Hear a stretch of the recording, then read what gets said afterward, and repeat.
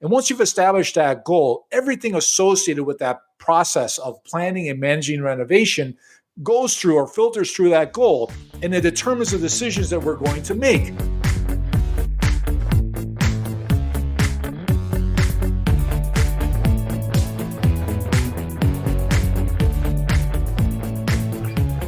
Welcome to The FI Show, where you'll get a behind-the-scenes look into financial independence. Here's your host, Cody and Justin. Hello, everybody, and welcome back to another episode of The FI Show. Today we have on Van Sturgeon, Master of Rehab and Renovation. But before we get into the episode, let me check in with my co-host, Justin. What is going on, man? Well, I have to say, Cody, I don't think we've ever had a more timely episode for me because we decided to start looking for some houses. And when we were looking for houses, you know, we love a good project. And so we thought we were going to be trying to find something that was a little bit of a fixer-upper, you know, find some more value there. But kind of unfortunately, the Austin market is so crazy that you can find a house that needs a ton of work or a house that's turnkey, and the price differential is just so small. And, you know, with the materials and things like that, I do definitely respect a great renovation, like what, you know, some of the tips we learned from Van. But we actually did end up finding a house, got an offer accepted yesterday, and it is turnkey. So as much as I love this episode and all the great things we're going to learn from it, I don't actually think we're going to be needing to do too many renovations. So yeah, that was my weekend, was literally doing a million open houses, driving around neighborhoods, scouting out everything. And so now I'm just ready to actually get some sleep this week. How about you, Cody? What were you up to? Well, on the real estate front, I actually have two updates. So I think I mentioned I had these kind of awful tenants. They were alcoholics. They had gotten arrested on their front porch, like all this stuff. And to getting them out in the very end of June. And so July, we were kind of just cleaning up. Fortunately, the house was in decent condition, but we just got awesome new renters in there. The guy actually, it's a boyfriend and girlfriend. The guy's a contractor. So I'm like, this is great. Like, he's not going to call me when the faucet's leaking a little bit. He probably knows what to do. And we also just filled our office space. So I had mentioned a couple months ago, we had a piano moving company in there. He ultimately needed a bigger space. So he's moving out the end of August. And September 1st, we're going to have one of his friends in the moving space who basically runs a moving and logistics company. He's going to be renting that out as an office. So we're going to be back to 100% occupancy. And on the fun front, so this past weekend, we had great weather, hanging out by the lake, had some people over for a little Sunday fun day action. And then yesterday and today, we were at Lauren's brother's house up in Keene, New Hampshire. It's a really cool town. It reminds me a lot of my college town. Been hanging out. We're going on a hike, checking out all the local eateries and breweries and stuff downtown. So it's been a pretty good one. But that's enough about me. Let me give you a quick preview into today's guest today, Van Sturgeon. This is a guy who's been in the reno rehab space for over 30 years, did his first flip back in 91 when he bought a property for just over $40,000. So this guy has been in the space for a long time. He's seen a lot of things. He's made a lot of mistakes, but he's had a ton of success as well. So in this episode, you'll kind of hear from a homeowner perspective, from a real estate investor perspective, how you can go thinking about and optimizing these rehabs and these renovation projects, how much things might cost, things you might not even think about that you may need to consider when you're taking on a reno rehab project, how you can go find your own contractors, make sure that these are reliable people that are going to do the work right, that aren't going to steal your money, and that you can lean on and trust and build an awesome team for this project and any projects you might have in the future. So if you're interested in rehabs or just trying to get over that intimidation factor, you can check out all the notes and even find some great resources that Van has, like some calculators and videos at thefishow.com/Van. That's thefishow.com/VAN. Take it away, Van. There was a period of time in the late 70s, there, early 80s. It was a miserable time in America. We had very high interest rates. People were actually purchasing properties with 18, 20% interest rates. Inflation was skyrocketed. It was just a miserable time. And for landlords in particular who were relying on rental income to pay for their mortgages and utilities and bills, and you had this mass migration out of the city, you had apartment buildings all of a sudden that had 20, 30, 50% vacancy rate. And that's what we experienced with my family. We saw this rash of vacancy rates as just came out of nowhere. And so as a result, landlords who had no choice resorted to really torching their buildings. Literally, they would run down the hallways with gasoline can. And back then there weren't sophisticated CSI, things that we do right now with forensics and all that kind of stuff. This is boys, this is, I'm dating myself, but this is many, many eons ago. And as a result, you had landlords, torching their buildings. Well, one night, all of a sudden, the fire department, you would hear the fire department show up at this building. They got to the point where the whole building would be either condemned and it would just sit there derelict. The owner still would own it, but he would have collected or she would have collected their insurance money, and that's it. So it was a miserable time. And the neighborhoods, my neighborhood in particular, would be potmarked with beautiful property, and all of a sudden you would have this building that was burnt down. Yeah, those were my experiences. So it was a really miserable time. When you talk about something like that, I think about so for my granddad, right? He was born during the Great Depression, and that changed his view of money and banks and all those things for the rest of his life. No matter if that was never the case again, that changed his view of those things for the rest of his life. How did that shape the way that you look at things now, like seeing that growing up? Well, it definitely affected my personality and affected my way of doing business on a positive and also a negative. So I'll touch on both of them. Let's start with the positive. It made me learn and do everything myself because the value of a dollar. I couldn't just spend money here on that contractor or that tradesperson to do my general contracting renovations. I had to do it myself because I wanted to save money. To contrast that, though, the negative side is that you turn into a micromanager. And for your ability to be able to scale and be able to grow a portfolio, to be able to grow as an individual, as a person, and as a business, you need multiple hands, and you need to relinquish. You have to have trust, and you need to relinquish control. So it was a very difficult process for me. And I got to the point where, as I was growing my business as a general contractor, I was also dabbling and getting more and more involved in investing in real estate and flipping properties or buy and hold and stuff like that. That I got to the point where I was burning the candle at both ends, and I almost had a nervous breakdown. And it wasn't until I actually reached out to a real estate investor who was successful and who happened to be a coach who was able to really guide me. I hired him, I paid money, and was able to get me through that learning. It showed me what I was missing in my life. And if it wasn't for that person who interceded at the right moment in time, I would not have enjoyed the successes I have currently in my life. And I've continuously invested in myself. That's what I tell a lot of investors, whether it's in real estate, whether it's in stock or whatever endeavor, that before you actually go out there and start investing in a property or a stock or whatever, you should start investing in yourself. You need to figure that part out. You need to grow that part. And that's the best investment that you can make before you actually move on and start, making that investment in a property or a flip or a rental portfolio. So at what point in your journey was this? Was this right when you started getting into real estate? Was this 10 years down the road when you found this mentor, this person that kind of changed your whole mindset and everything for you? I got started as a general contractor in the early 80s late 80s. It was around 89 was when I got started. And I was just out there on the hustle trying to gather a business. I was quote on lots of different types of projects, creating relationships, but I kept running into the same people, these real estate investors who were successful. I saw what they were doing, and then that's what got me started in trying to do what they're doing. And my first flip occurred in 1991 in Chicago, where I bought my first property. I think it was like for high 40s. And, it goes to show you how far back that was, high 40s in this middle, in Chicago. But anyway, so it was high 40s. And then I spent around $20,000 in renos.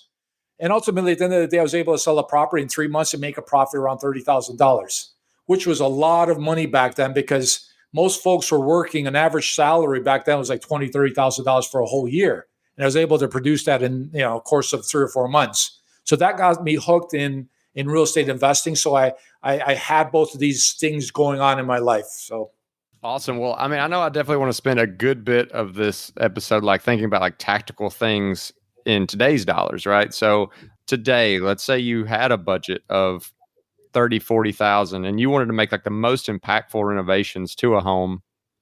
Obviously, we're going to have to do some generalization here, but kind of what's going through your head? Because I know there's certain things you could do renovations on that don't add as much value. Maybe it's nice to you, but it doesn't actually add resale value. Which dollars spent actually give you the most return on investment?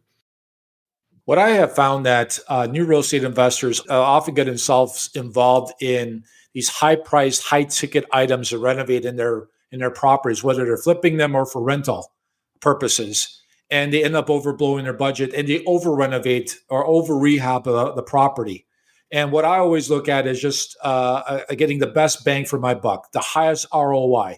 So, for example, that dollar figure that you presented me, that budget of $30,000, $40,000, I would spend a good portion of that on curb appeal because I think that's the most important component in a flip or in a rental property. There is something to be said on a conscious and subconscious level when you're driving up to a property and you look at it, it's got to grab you. There's an old saying that a real estate agent told me long, long time ago was, Van, you can't sell the steak without the sizzle. You need something that entices people to walk through that front door.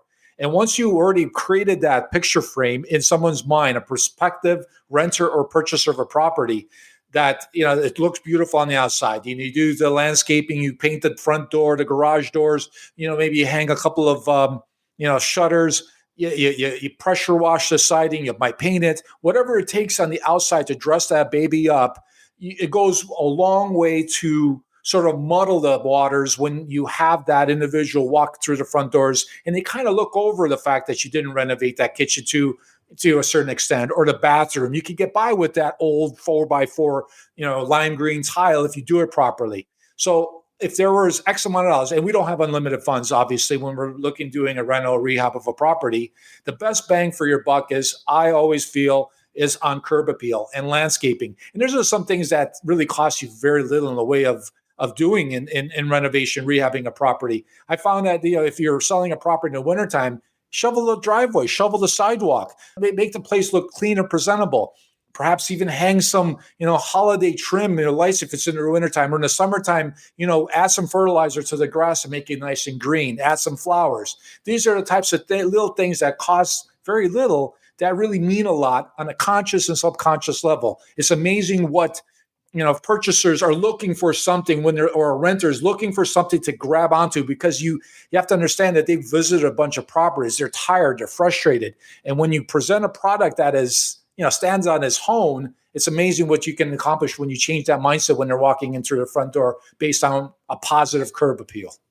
Now, you did mention the word renter there, and that was my next question. Would it be the same answer if it's a rental property that you're buying rather than, say, a flip, or you're renovating your own house to sell rather than have someone move in as a tenant? Absolutely. I think that, again, there's a process that I coach and I teach people. I've developed over, literally I've done thousands of renovations on a residential commercial side. So it's a process that you've got to engage in to figure out how to plan and manage a successful renovation. Rehabbing of a property. So if that's the course of action that you want, the end game is to rent it for X amount of dollars, that even before you get to the point of doing anything, you gotta establish a goal. And what is that goal associated with that property? If you're looking to rent it out for $1,200 as an example, or $800 a month, you need to go out there in the marketplace and figure out what it is that I need to do to this property before I actually start planning out any renovation or rehabbing. I find so often that new real estate investors, especially new ones, they run into a renovation rehab without really establishing a clear goal and validating that goal before they do anything. They often, sometimes they rely on their property manager to come up with a plan or what they should do. And I don't you need to do this on your own, because your best interests are best served by you yourself and not by somebody else, not by a general contractor, not by a property manager. You have to do that. And you can do it remotely. You can do it online. I recommend you do the actual physical walkthrough of properties and things of that sort. But you can do this also online, not as effectively, but you can do it online. And sorry if this feels like, I'm kind of bouncing around, but there's so many like tactical things that come to my mind, because I have just no idea how to evaluate the cost of a potential, renovation, or even, these specific parts of a renovation. So I was recently looking at a house that what really drew me to it was these gorgeous windows. Like, had these giant windows that weren't split up, in the different sections, just these big windows. They were kind of recessed from the inside. And I'm like, I have no idea what it would cost to go in and add these just giant, windows where you can kind of see through the house and see into the backyard. What is like something like that? Is there a way to kind of think through like how much it costs to get some nice, large custom windows? It's amazing what you can accomplish through the internet and being able to Google things and being able to reach out to people. All you need is some measurements associated with those windows, be able to reach out to window manufacturers and get a good overall budget sense of what the cost would be on replacing windows, changing windows, whatever you want to do. I think what you're asking is you walk into a property and you're enticed by it, you're intrigued by it, and you want to do something with it. But before you get to that point, as an investor, it's all based on numbers. It's always numbers. It's how much are we going to be able to acquire the property? What is it that we need to put into the property? And what is the end game, the strategy? And we should have multiple exit strategies in place so that if option A doesn't work out, we got option B and we got option C. So we all, it's a shiny object when we walk sometimes in the properties. So for example, in your case, those windows, great. But there is a process associated with doing a renovation rehab, determining what the cost is associated with taking on a task and bringing it to a certain level to be able to really realize the goals that you've established for that particular purchase. And so I guess we can keep using the windows as an example, but so let's say you really want to just find an exact number. You want to get an exact quote. Do you have recommendations for how you do that? Do you go and ask your buddy who's a contractor? Do you go fish around and get a bunch of different quotes online? Is there a certain number of companies you should be reaching out to? I'm just wondering tactically, like how someone goes around shopping so they don't end up getting screwed in the end, paying too much. Starting off, it is very difficult to be able to put a number on a renovation rehab of a property because you don't have a basis of experience to be able to determine the time and the amount of money associated with what you have to do to improve that property. So to circumvent that, you need to sort of figure out a system, a process whereby you can reach out to individuals or do this work on your own to be able to come up with a valuation of what that repair value is going to be. What is it that you need to do to that property in terms of cost and budgeting? I mean, the actual renovation rehab, what's the cost? What are you going to have to do? So there are tools that exist that I actually have that people can have. They go to my website, they can download. It's a renovation calculator, and essentially what it is that you go through the property, you identify things that you want to repair, renovate, replace, and you use that calculator, tick it off, and it comes up with a budgetary number that you can then use, roughly speaking, because every area is different and things fluctuate and change, especially nowadays. But it gives you a good idea of a sense of how much the cost of a reno rehab budget should be for this property.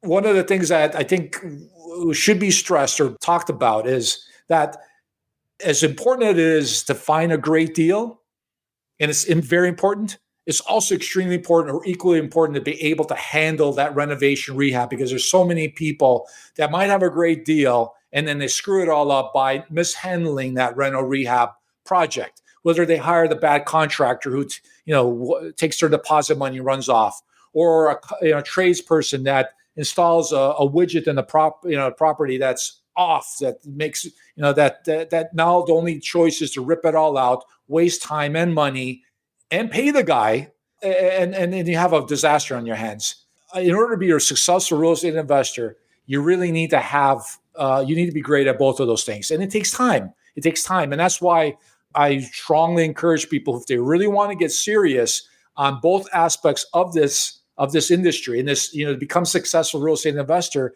you need to. It's nice to have someone coach you, someone help you through that process with figuring out what's a great deal or how to plan and manage a renovation rehab project, because these two skill sets are incredibly important for your successes.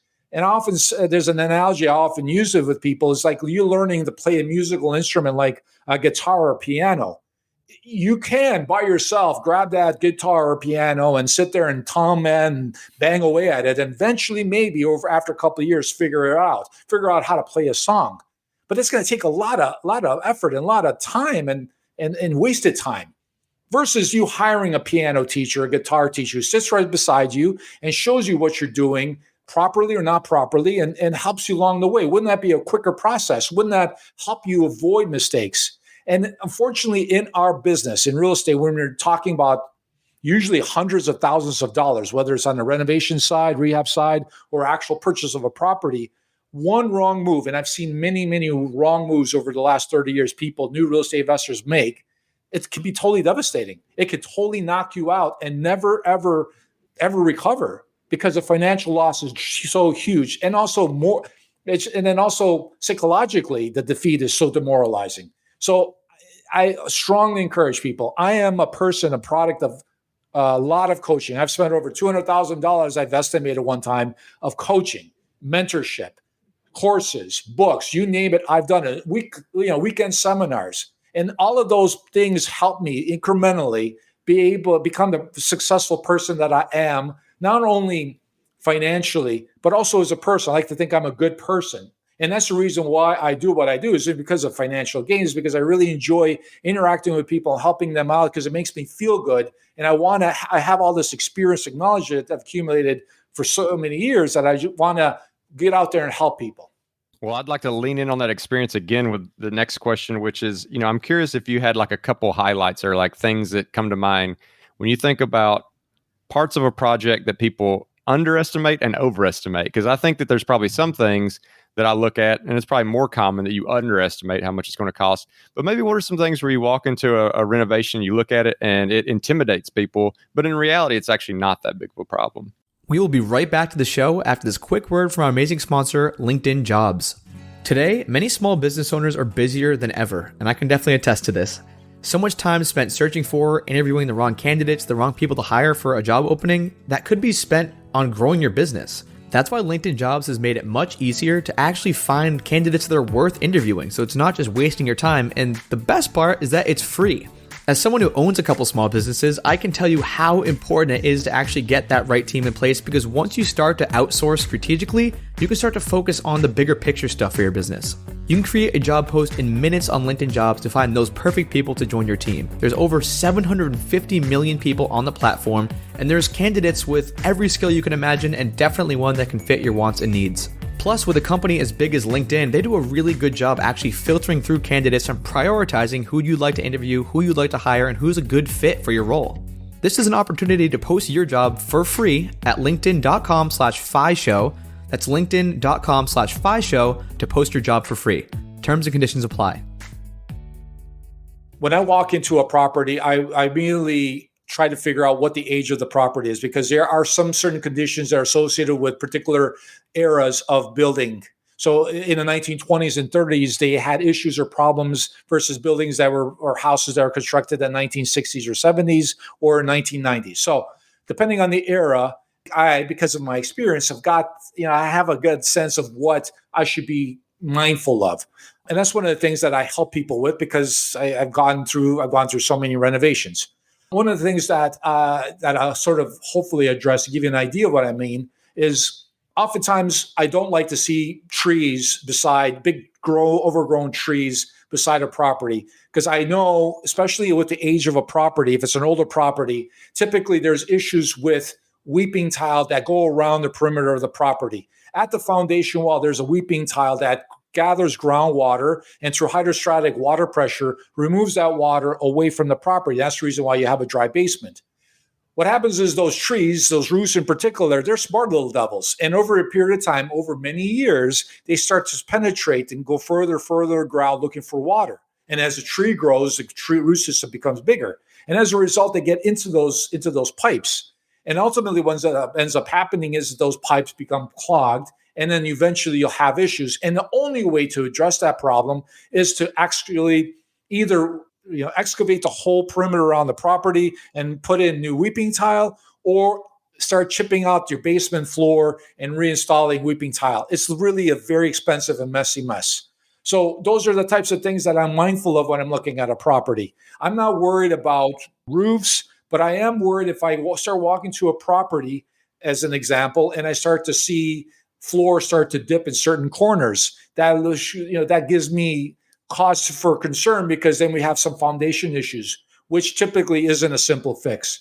These are the high ticket items: foundations, windows, water penetration. Water is we all need water to drink, but water is the biggest enemy to properties, is that if the water starts to getting in, it causes damage. So those are some of the things I'm mindful of.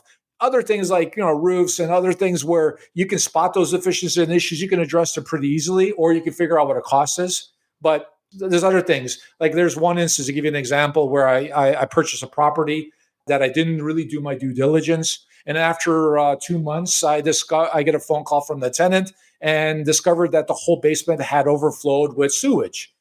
And it was an older property. And then so it had poop all over the place.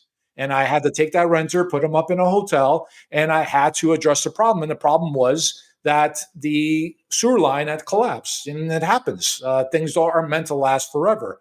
And so if I had done my due diligence properly by hiring a plumber to do a camera scope, which would cost me a couple $100, I would have been able to foresee the problem and either got a reduction on the purchase price or just walked away from the deal. But in haste, and I make mistakes too, even though I've been doing this for a while. I purchased a property and I ended up paying a lot of money, thousands and thousands of dollars, because I made that mistake. And unfortunately for me, I can absorb that. But for that new real estate investor who steps into something like that for the first time, how difficult is it going to be to absorb a $18,000 repair? Or how long will it take for you to recoup that $18,000 repair over a course of I don't know how many years in rental income? So those are the types of things, unfortunately, you got to be mindful of. And sometimes property inspectors help, but sometimes they don't. It's a matter of, there's good lawyers and bad lawyers. There's good doctors and bad doctors. And how do you identify the right people to do work, to do business with is one of the things that you're constantly battling. We could try to identify good parties to do business with. So after hearing that story, do you 100% all the time recommend people get an inspection before buying a property or a building? Unfortunately, right now, Cody, we are living through an overheated real estate market where literally, if you have an opportunity on a deal, on a great deal on a property, you don't have the luxury of calling your contractor friend or a property inspector, because in a couple hours that property is gone. Things will stabilize, and we'll get to the point where you might have that opportunity to bring in a property inspector to do an inspection.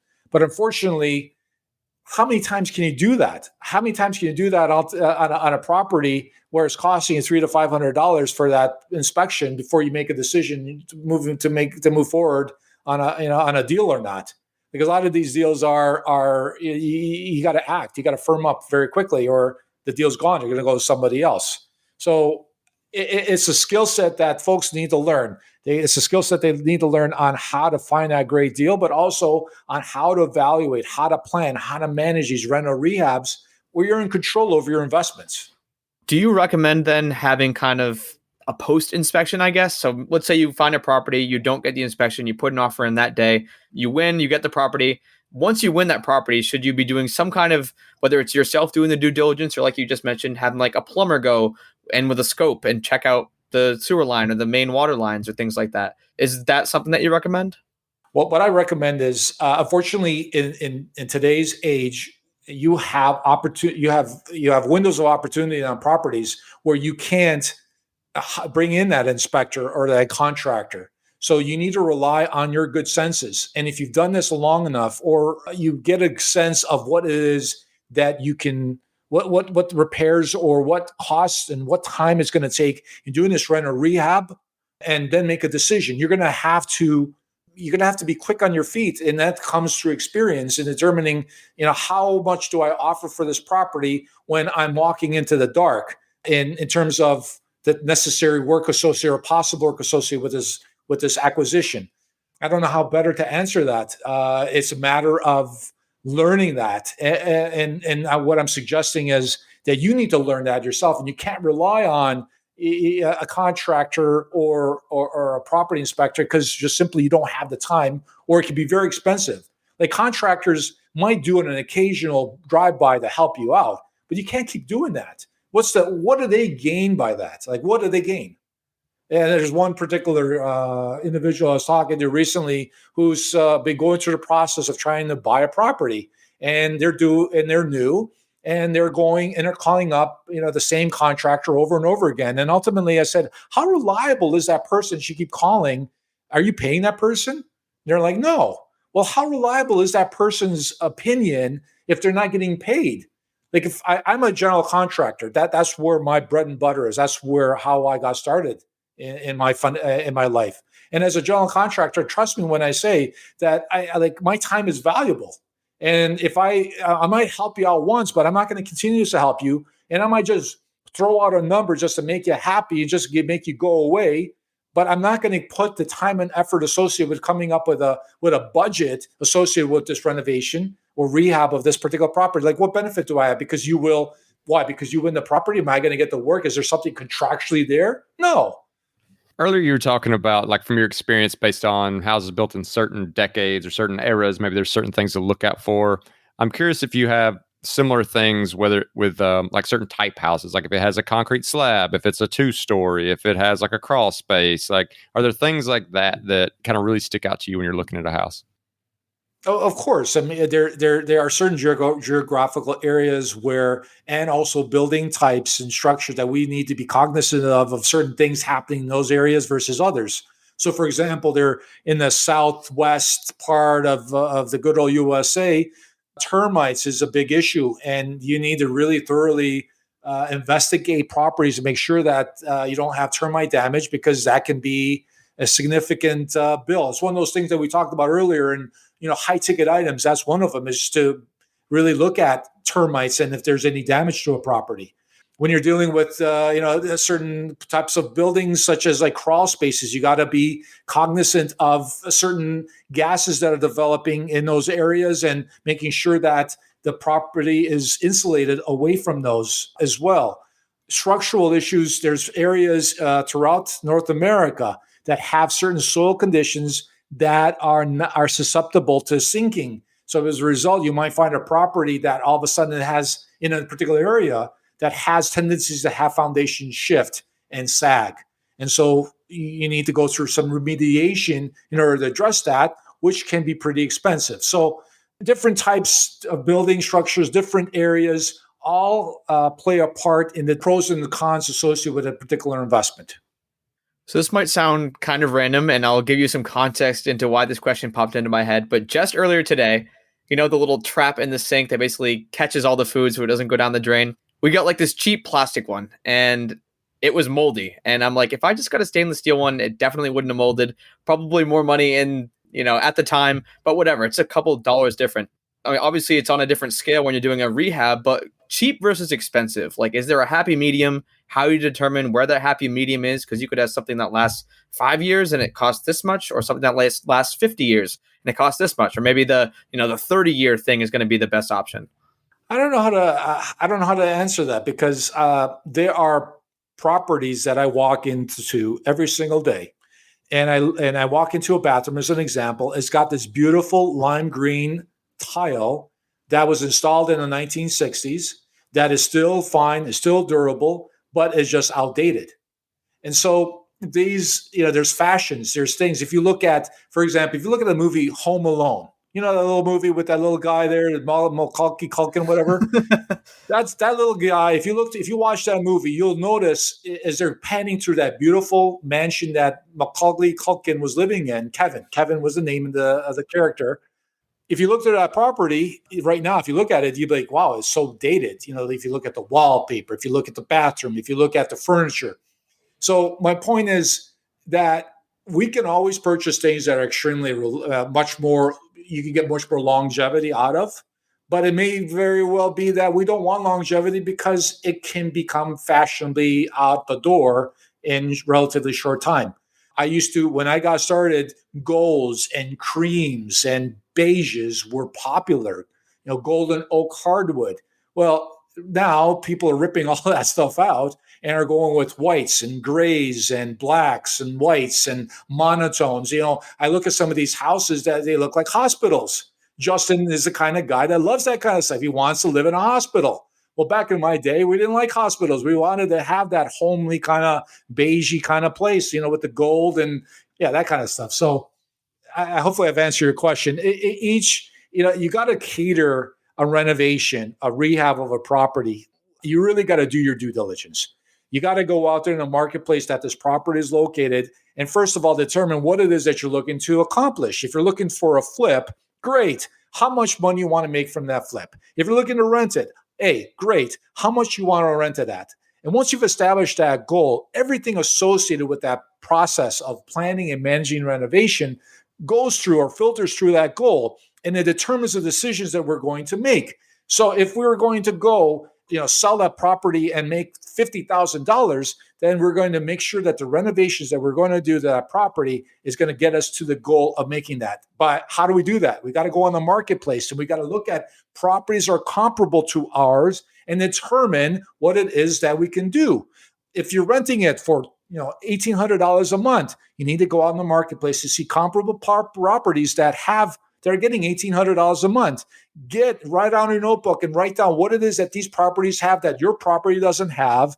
And then you got to come back home and determine these are the things I need to do to this property in order to get me to my goal. And you don't go deviate from that. It's very easy, especially new real estate investors. It's very easy to spend, like you mentioned, that little strainer of yours. Oh, I'll spend $3 for that, that stainless steel one. Oh, I'll spend $500 more for that toilet. Oh, I'll go buy the upgraded shingle on that rental property. And all of a sudden, you're out of whack. You're out of budget. Your budget is overblown and you got a mess on your hands. So that's why goals are so critical, and everything flows through that goal. And then that's why I'm a big proponent of writing out scopes of work, a detailed scope of work, which is a document that identifies exactly what it is you're looking to accomplish within that renovation rehab. It specifies the appliances, the color, the paints, the types of hardwood, and that is your Bible. That is what you follow. And that is the document that all trades and contractors follow.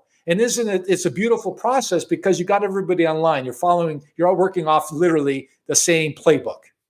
So one thing you were bringing up there was interesting to me, and it's less of a, this numbers conversation we're having and this goal conversation, but you mentioned styles and how they outdate. Is there certain things you've noticed that, because like everybody has their different style even today, like there's certain things I would like that maybe Cody wouldn't like. Are there certain things that you would recommend people do that will kind of be open to everyone? Like everyone will be okay with that. Like if it is a flip, if it's something you're wanting to sell to someone or rent, like something that's not going to turn anyone away.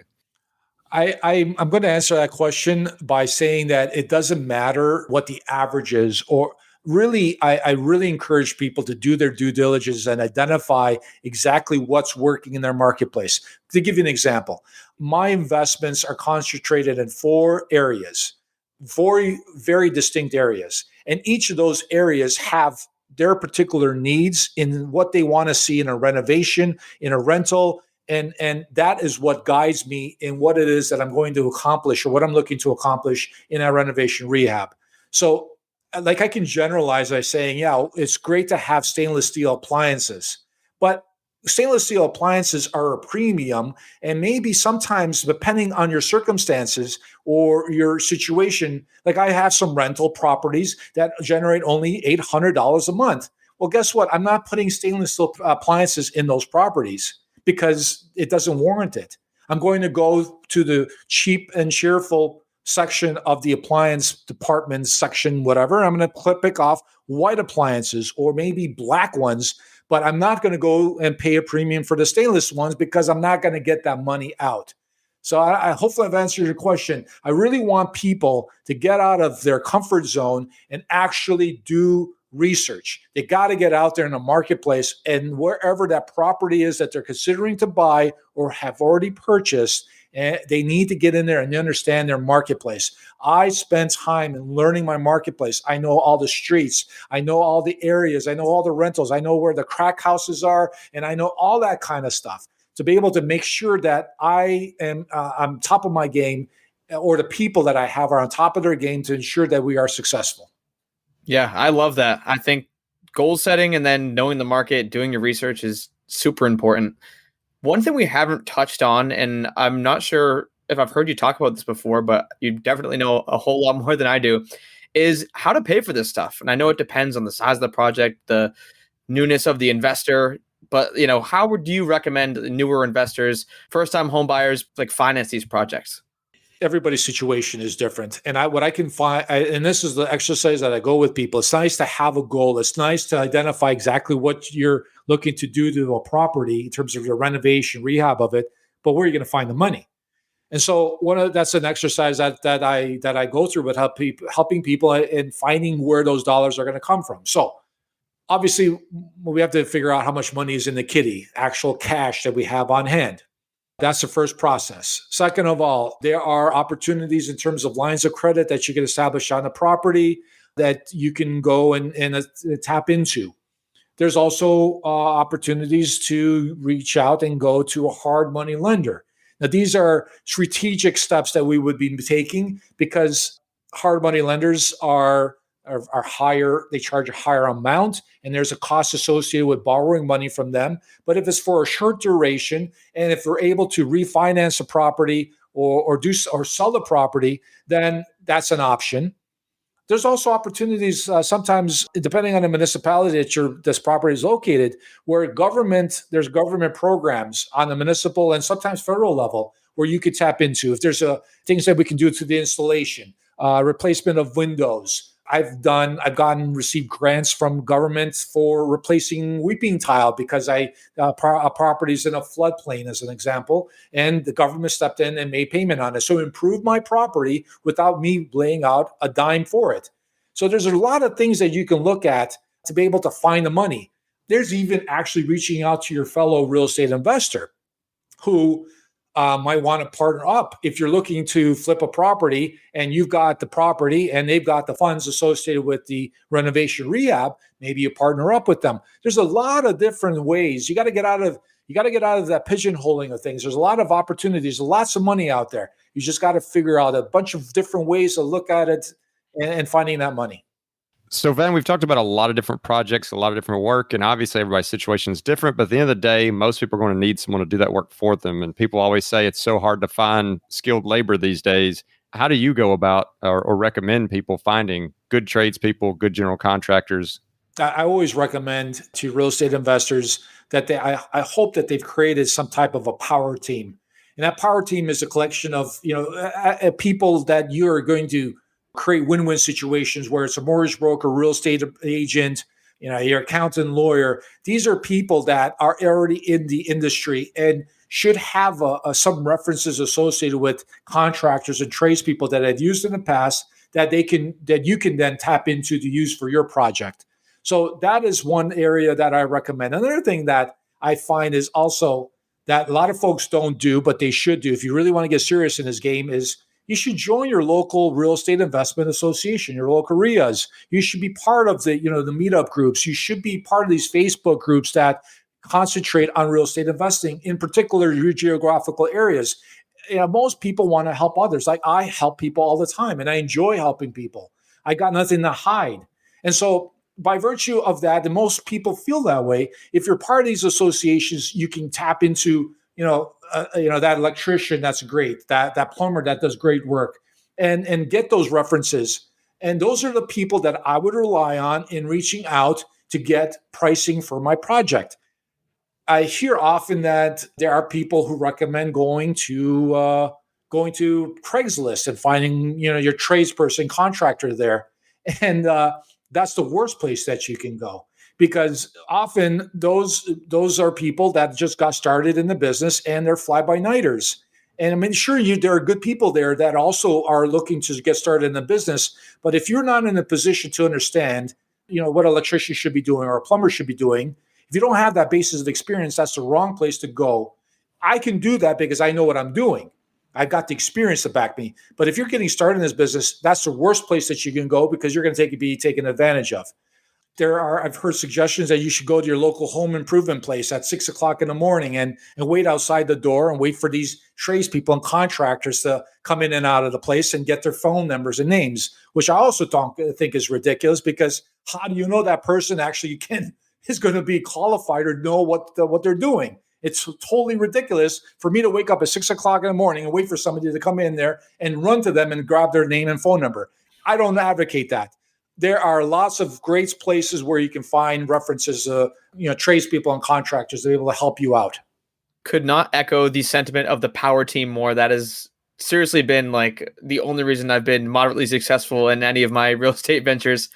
And Van, this has been a ton of fun. I've learned so much. You've dropped so many knowledge bombs. I know we chatted about that before. We're trying to get as tactical as possible. And I think people should have their pens and pads out for this one. Van, for those people who want to get in contact with you, who want some more of your content, who want to see what you're doing, where is the best place for them to do that? Well, I have a website. It's vansturgeon.com. I recommend people go there. It's I've got a lot of great stuff, like podcasts that I've been on, articles that I've written that have been published in a variety of different areas, and I also have a free training video that I've created where I guide them through the whole process of how to successfully plan and manage your renovation without a general contractor. You do it yourself, and you're able to maintain and keep control over your renovation. And literally, you can save 30 to 50% on your renovation rehab project. It's a lot of money that people toss away frivolously. And I think that it's incredibly important for you to be able to do that on your own. And not only do you save a lot of money, but you also learn a new skill set. So I recommend people going to my website. I also got a free renovation calculator there that you can download. I mentioned it earlier, where you can use that as a checklist when you're evaluating a property, and also get a budgetary number associated with that rehab renovation budget.